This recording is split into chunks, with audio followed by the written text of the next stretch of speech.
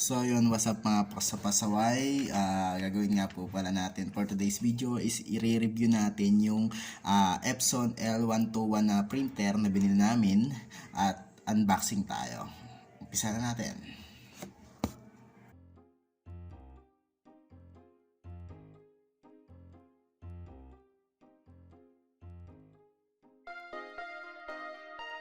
So what's up, yun na nga mga kaibigan. So nakabili na tayo ng Epson L121 dun sa SM Marikina. At nabili na rin tayo ng pigment ink para sa magiging negosyo natin na printing. So labas mo natin isa-isa. So unboxing tayo pre. Meron tayong sa ink refill, sa Inkrite siya galing. Natin sponsored. Yan, 100 ml, 185 ang isa. Ito yung color. So, nakikita. Blue pala siya, yun na pala. Kitang-kita na pala. Baliw. Ito yung cyan. Ito yung black. Yan, 100 ml pigment. Sa akin, hindi ko napansin yung isa. Ito yung magenta. Yan. Epson pigment. Yan. Ito yung yellow. Yan. Tiga 100 ml siya. So, tigit ka dito. Pero, pag bumili ka ng isang set sa Inkrite, may libre silang isa. Yan, 185 isa na ito. So, 740 plus 1. Hindi ka nalugi. So, pinili ko black kasi ikaw ang pipili. So, ayan na. So, hello guys. Ayun, sa L121 na Epson. Tali pa siya. Brand new. Tanggalin ko muna ito. Binili ko sa labas A4 pang testing. Wait lang. Tatanggalin muna natin siya sa box.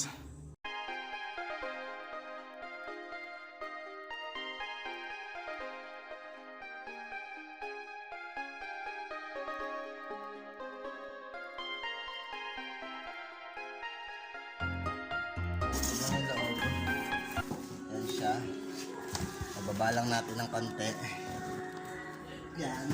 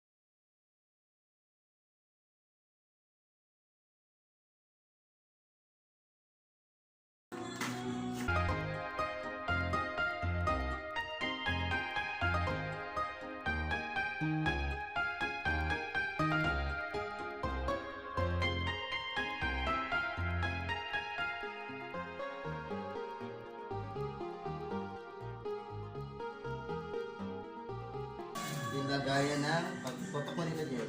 Lagayan ng ink, meron naman procedure, may cyan, may magenta, yellow at saka black. Tatanggalin lang siya isa-isa. So, mamaya na, since ito ay isang printer. Pagbago talaga, yung kumagastusan. So, hindi natin siya gagamitin. Dito muna siya. Ito yung back niya. Ito ay sa plastic. Uy, sira. Plastic.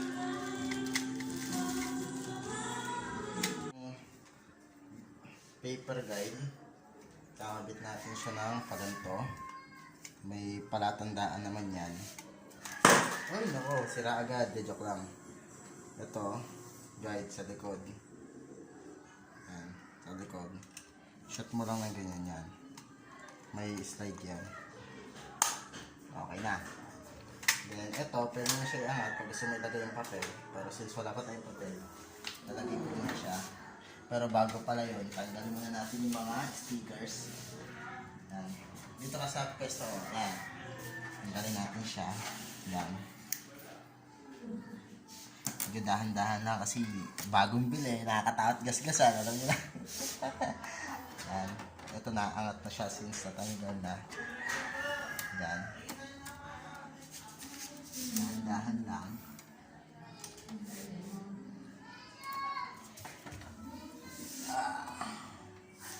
Ano ba to?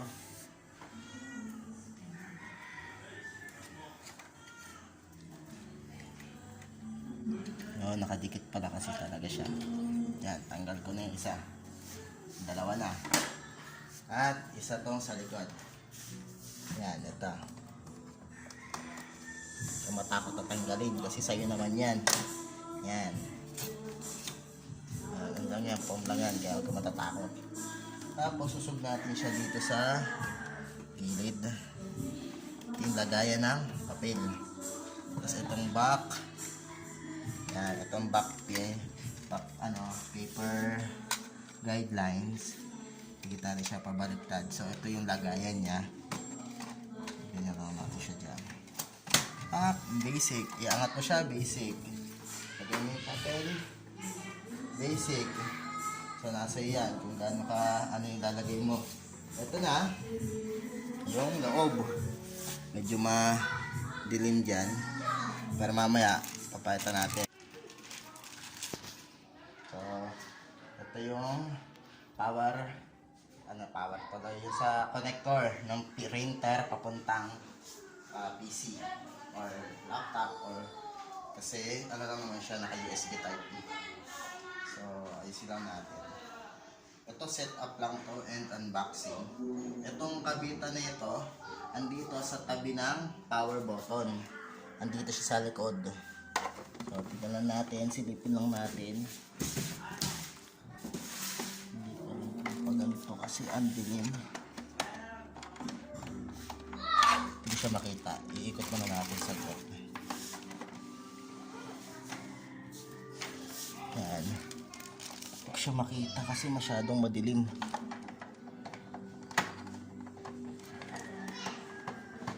Yan, nasaksak ko na siya.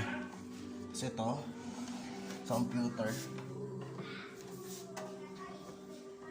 medyo kailangan doble ingat lang.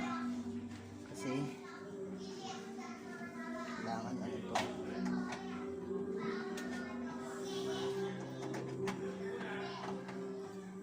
Makita kasi ang dilim.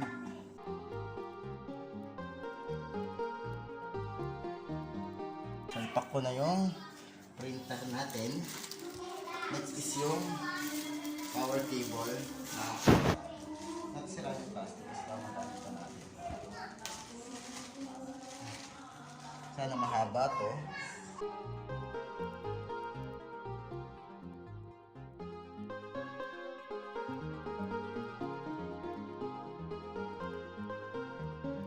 Siya hanggang saksakan. Ang salpakan naman nito is nasa likod ng ilalim. Nandito sa ilalim. Nandyan. Pero madilim lang. Kaya ako na bahala.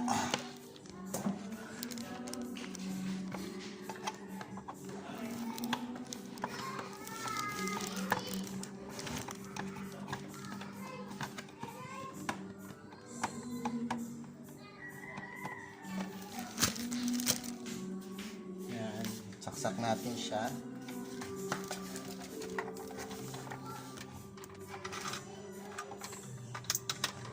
Yan. Dahil na saksak na natin, may na natin lagyan ng, mamaya natin siya i-open. Since nakasalpak naman siya lahat, kailangan muna natin lagyan ng ink. Yan. Yung pagtanggal na ito lang naman. Hilahin mo lang naman tong goma. Yan. Pero dahan-dahan kasi baka may mapasok na dumi. Alam mo namang delikado sa panahon natin. Yan. Lalagyan natin ng ink na black, cyan, magenta at yellow. Inkrite. Ang tatak niya 185. So Inkrite, baka naman. Unahin na natin yung cyan. Ito. Malalaman siyang cyan kasi letter C. So tanggalin na natin siya. Ito sa blue. Cyan, ayan.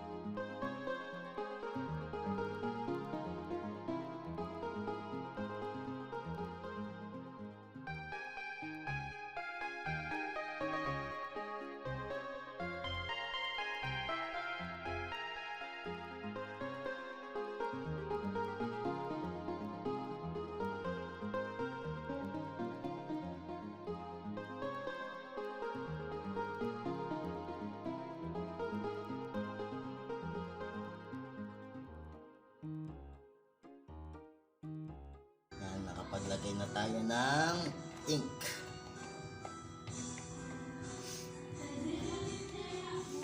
Tapos, okay na. So, ito na siya. Next natin gagawin is installing na ng Epson.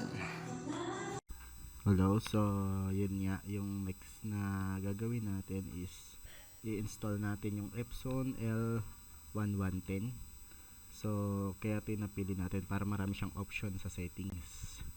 Meron kahit Epson L121 yung gagamitin nating printer, is pwede rin si Epson L1110 na drivers na gagamitin natin.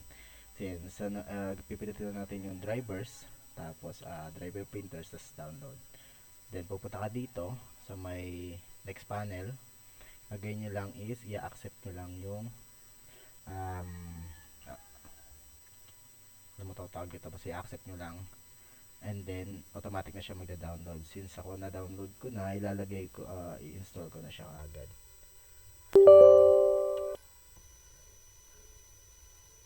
Gagawin is okay mo lang siya, default printer, siyempre English para madali maintindihan. Agree lang. Okay. Ay, on pala natin tong printer.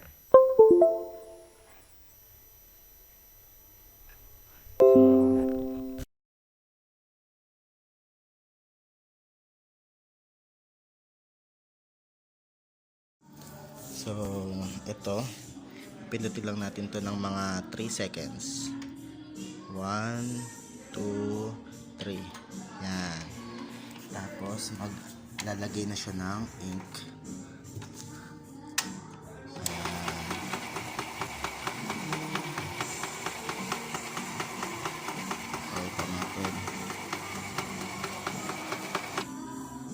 Mga ano to, 20 to 30 minutes. Minsan tumatagal siya ng 1 hour. So, babalikan natin yan mamaya. Pag medyo okay na. Malalaman mo kapag okay na kapag nag-stable na yung power dun sa may power button, yung kulay green, nag-stable na siya.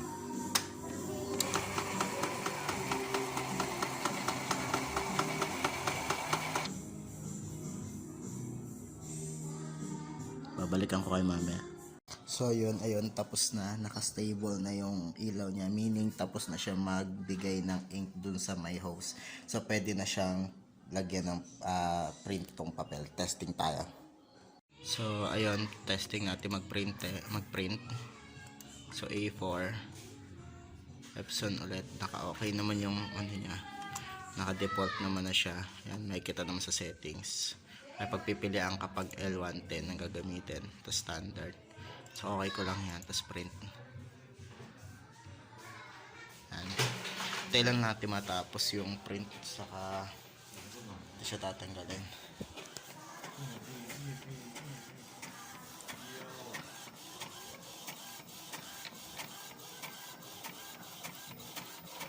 Dahil since plain lang siya, medyo ganyan lang ang kulay niya. Ang ganda ng print. Wala siyang putol-putol. Okay din. Nice one. So, yun lang. Okay na. So, yun nga. Ito ang kinalabasan. Ang ganda ng kinalabasan niya. Wala siyang putol. Yan. Since nakapapil lang siya. Matingkad yung kulay niya. Okay na okay na. Ayun yung ganda niya. Sample lang yan. So, yun nga. Ito, review natin sa Epson L121. 10 out of 10. So, maganda siya. So, sa ink naman, ganda rin. So, sa Inkrite, baka naman. So, yun lang. Thank you. So, ayun nga mga pasaway, no? Na-review na natin yung Epson L121 na printer na binili natin. So yung rate ko doon is 10 out of 10 kasi nga ang ganda ng pagkaka-print niya. So sa mga magi-start ng business, napakaganda ng Epson L121 na gamitin para may pundasyon na kayo sa business. And then sa ink, sa pigment, kahit ano naman siguro okay naman. So yun lang. Mamba out.